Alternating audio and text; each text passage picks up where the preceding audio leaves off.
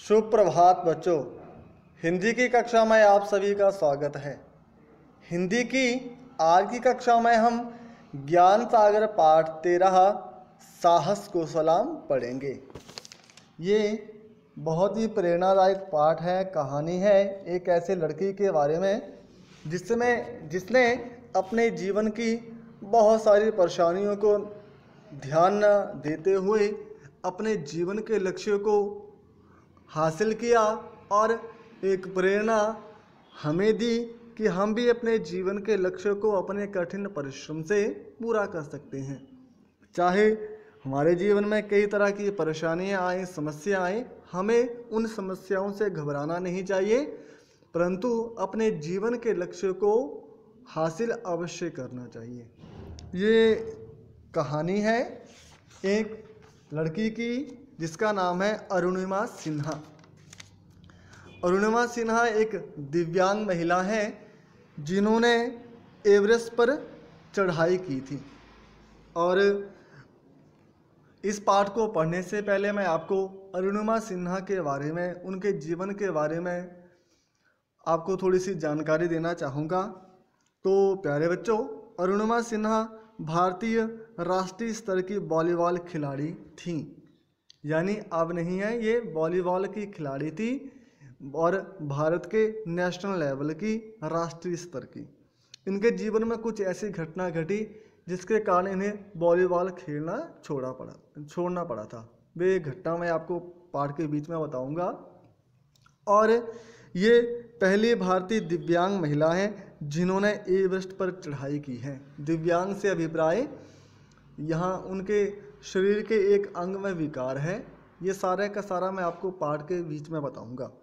और ये मूलतः उत्तर प्रदेश की निवासी हैं और इस समय ये केंद्रीय औद्योगिक सुरक्षा बल यानी CISF में एक अधिकारी के रूप में 2012 से कार्यरत हैं।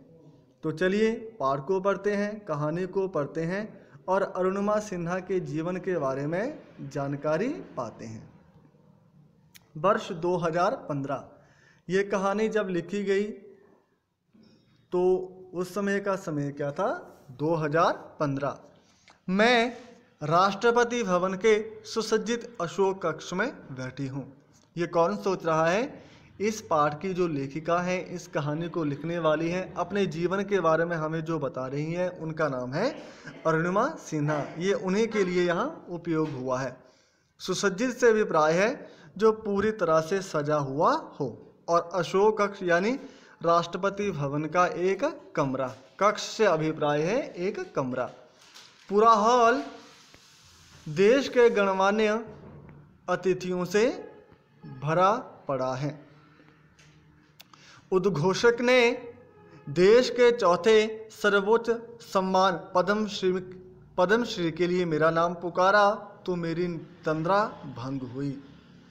उद्घोषक से अभिप्राय है घोषणा करने वाला, यानी जो इस कार्यक्रम में घोषणाएं कर रहा होगा उसको कहा गया है उद्घोषक। और अरुणिमा सिन्हा को कौन सा पुरस्कार मिल रहा था? पद्मश्री। और ये हमारे देश का सर्वोच्च जो चौथा सम्मान है वह है, हमारे देश का जो प्रथम सर्वोच्च सम्मान है वह है भारत रत्न। अरुणिमा सिन्हा विश्व की प्रथम महिला पर्वतारोही जिन्होंने अदम्य साहस का परिचय देते हुए विकलांगता के बावजूद विश्व के सर्वोच्च शिखर माउंट एवरेस्ट पर विजय प्राप्त की थी। अब अरुणिमा सिन्हा को ये पद्मश्री क्यों मिल रहा था? पद्मश्री सम्मान इसलिए मिल रहा था क्योंकि वे विकलांग यानी दिव्यांग होने के बावजूद विश्व की सबसे ऊंची पर्वत चोटी माउंट एवरेस्ट पर चढ़ी थी। आपने माउंट एवरेस्ट के बारे में बड़े विस्तार से पढ़ा था और मुझे पूरा ऐसा अनुमान है कि अब आपको माउंट एवरेस्ट की पूरी जानकारी होगी। तो कल्पना कीजिए एक ऐसे शिखर पर चढ़ना जिसे सामान्य व्यक्ति को चढ़ना भी बहुत मुश्किल होता है, वहाँ एक विकलांग व्यक्ति चढ़े तो उसके लिए कितनी परेशानियों भरा हुआ ये सफ़र रहा होगा। पूरा अशोक हॉल करतल ध्वनि से गूंज रहा है। करतल ध्वनि से अभिप्राय है तालियां। मैं माननीय राष्ट्रपति जी से पद्मश्री प्राप्त कर रही हूँ। प्यारे बच्चों, आपको पता है 2015 में उन्हें ये सम्मान मिल रहा था और 2015 के हमारे देश के राष्ट्रपति कौन थे? श्री प्रणब मुखर्जी। आगे है, पर मैं स्वयं को रेल की पटरियों पर पड़ा पाती हूँ। अब मैंने आपको पहले ही बताया था कि ये अरुणिमा सिन्हा अपने जीवन के प्रारंभिक वर्षों में विकलांग नहीं थी, दिव्यांग नहीं थी। वे भारत की राष्ट्रीय स्तर की वॉलीबॉल की खिलाड़ी थी। अब वॉलीबॉल को ये खेलती थी तो ये सामान्य महिला थी, इनके शरीर में किस तरह का कोई विकार नहीं था। तो उसी घटना के बारे में यहाँ वे अब हमें बता रही हैं कि मैं स्वयं को रेल की पटरियों पर पड़ा पाती हूँ। मेरी बाईं टांग घुटने के नीचे से कट गई, दूसरी टांग भी जख्मी है। मेरे ऊपर से एक के बाद एक ट्रेन धड़धड़ाती हुई गुजर रही है। रीढ़ की हड्डी में भयानक पीड़ा हो रही है, वह भी कई जगह से टूट गई है। मेरे मस्तिष्क में सारी घटनाएं किसी फिल्मी रील की तरह आ जा रही हैं। अब यहाँ कल्पना ने हमें ये संकेत के माध्यम से बता दिया कि वे दिव्यांग कैसे हों, यानी उनके ऊपर एक से बाद ना जाने कितनी ट्रेनें धड़धड़ाती हुई निकल गई, जिसके कारण उनकी टांग जख्मी हो गई और शायद टांग को काटना भी पड़ा था। अब वे घटना पूरे विस्तार से हमें बता रही हैं। 12 अप्रैल 2011 का अभागा दिन, यानी अरुणिमा सिन्हा के साथ जब ये घटना घटी, ये दुर्भाग्यपूर्ण दुष्कर्म उनके साथ हुआ, तो वे कौन सा दिन था? 2011 और 12 अप्रैल। मैं लखनऊ से पद्मावती एक्सप्रेस से दिल्ली जा रही थी। मुझे नोएडा में एक फुटबॉल मैच खेलना था। रेल के सामान्य श्रेणी के इस डिब्बे में अचानक कुछ लुटेरे घुस आए और लूटमार करने लगे। अब प्यारे बच्चों, यहाँ पर यह कहा गया कि वे फुटबॉल का मैच खेलने जा रही थी, परंतु जो गूगल में उनके बारे में जानकारी दी गई है उसमें उन्हें वॉलीबॉल का राष्ट्रीय स्तर का खिलाड़ी बताया गया है। तो यहाँ पर विरोधाभास की स्थिति हो रही है। ऐसा भी हो सकता है कि वे दोनों खेलों को अच्छे से खेलती हों। रेल के सामान्य श्रेणी के इस डिब्बे में अचानक कुछ लुटेरे घुस आए और लूटमार करने लगे। अब ये घटना कहाँ हुई? रेल के एक डिब्बे में, जहाँ कुछ लुटेरे घुस आए और वहाँ घुसते ही वहाँ लोगों के सामान को छीनने लगे, उनके पैसों को लूटने लगे। जैसे ही एक लुटेरे ने मेरी चेन और पर्स छीनने की कोशिश की, मैं उनसे भिड़ गई। अब देख लिए, अरुणिमा सिन्हा ने वहाँ उनसे डरी नहीं, परंतु उन्होंने उनका डट कर सामना किया। और भिड़ जाना करता है लड़ पड़ना। मैं अकेली और लुटेरों का पूरा गिरोह।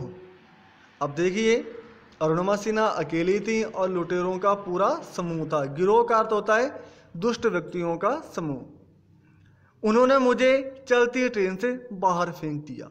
मैं दूसरी पटरी से गुजरती हुई ट्रेन से टकराकर गिर गई। पूरे 7 घंटों तक मैं पटरी पर ही असहाय पड़ी रही। असहाय का अर्थ है बिना सहारे के।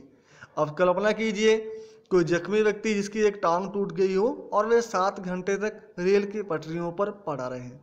मेरा पूरा शरीर निर्जीव हो चुका था। निर्जीव यानी मरा हुआ, पर मानसिक रूप से मैं जागृत थी। मानसिक यानी मन से जागृत, जगी हुई थी। मुझे लगा कि जीवन का अंत अब निकट है। चूहे मेरे कटे पांव को कुतर रहे थे, पर उन्हें भगाने की शक्ति मुझ में नहीं थी। सुबह कुछ ग्रामीणों ने मुझे देखा तो मुझे अस्पताल पहुंचाया। ये सारे की सारी कल्पना कहाँ कर रही हैं अरुणिमा सिन्हा? राष्ट्रपति भवन के अशोक कक्ष में। किस समय? जब उन्हें देश का चौथा सर्वोच्च सम्मान पद्मश्री प्राप्त हो रहा था। तब वे अपने जीवन की उस घटना के बारे में याद कर रही थी जिसके कारण वे दिव्यांग बन गई थी। आज की कक्षा में यहाँ तक ही पढ़ेंगे। तो आज हमने अरुणिमा सिन्हा के बारे में पढ़ा। अरुणिमा सिन्हा कौन थी? वे दिव्यांग थी। दिव्यांग होने के बाद उन्हें देश का चौथा सर्वोच्च शिखर सम्मान पद्मश्री क्यों प्राप्त हुआ और वे अपने जीवन की किस घटना के कारण दिव्यांग हो गई थी। यहाँ कुछ कठिन शब्दों के अर्थ मैं आपको बता रहा हूँ। पहला कठिन शब्द है उद्घोषक। उद्घोषक का अर्थ होता है घोषणा करने वाला। विशिष्ट, विशिष्ट यानी विशेष, जो सामान्य लोगों से अलग हो।